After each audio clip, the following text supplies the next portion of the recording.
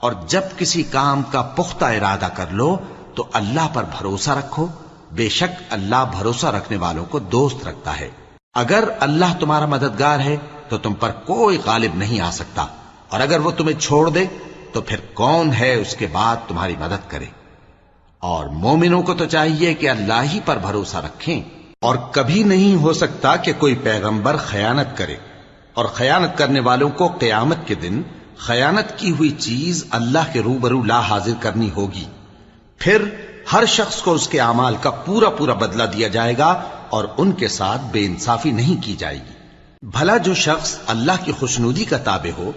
وہ اس شخص کی طرح ہو سکتا ہے جو اللہ کی ناخوشی میں گرفتار ہو، اور جس کا ٹھکانہ دوزخ ہے اور وہ برا ٹھکانہ ہے۔ سب لوگوں کے اللہ کے ہاں مختلف درجے ہیں، اور اللہ ان کے سب اعمال دیکھ رہا ہے۔ اللہ نے مومنوں